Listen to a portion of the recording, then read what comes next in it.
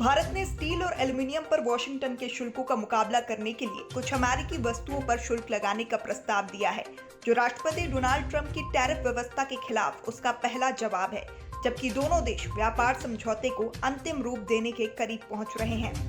समाचार एजेंसियों ब्लूमबर्ग और रॉयटर्स ने विश्व व्यापार संगठन को सौंपे गए एक दस्तावेज का हवाला देते हुए बताया कि भारत ने स्टील और एल्युमिनियम पर वॉशिंगटन के शुल्कों का मुकाबला करने के लिए कुछ अमेरिकी वस्तुओं पर शुल्क लगाने का प्रस्ताव दिया है, जो राष्ट्रपति डोनाल्ड ट्रंप की टैरिफ व्यवस्था के खिलाफ पहला जवाबी कदम है, जबकि दोनों देश एक व्यापार समझौते को अंतिम रूप देने के करीब पहुंच चुके हैं।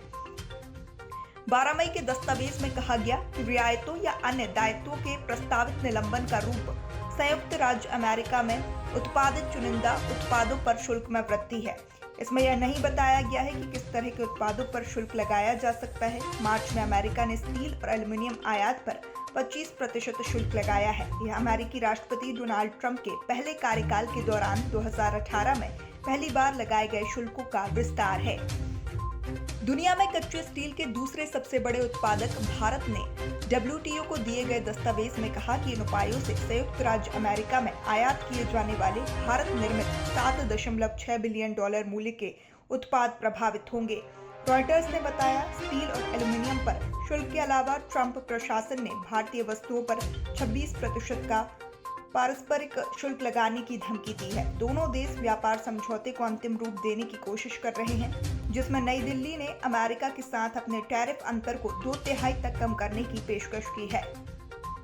भारत में आयात पर दुनिया के सबसे अधिक टैरिफ हैं और ट्रंप ने पहले भारत को टैरिफ का दुरुपयोग करने वाला कहा था।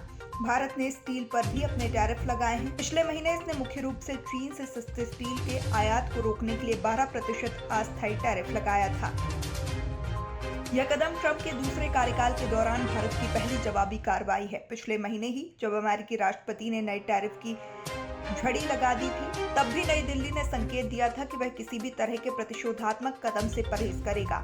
इसके बजाय द्विपक्षीय व्यापार सौदे की दिशा में बातचीत को प्राथमिकता देगा। ब्लूमबर्ग की रिपोर्ट के अनुसार दोनों देशों का लक्ष्य इस पतझड़ तक समझौते को अंतिम रूप देना है। नई दिल्ली स्थित think tank global trade research initiative के संस्थापक जय श्रीवास्तव ने कहा, भारत की नवीनतम WTO कार्रवाई एक नाजुक क्षण में आई है। नई दिल्ली और वॉशिंगटन एक व्यापक मुक्त व्यापार समझौते की खोज कर रहे हैं और यह प्रतिशोध वार्ता पर छाया डाल सकता है।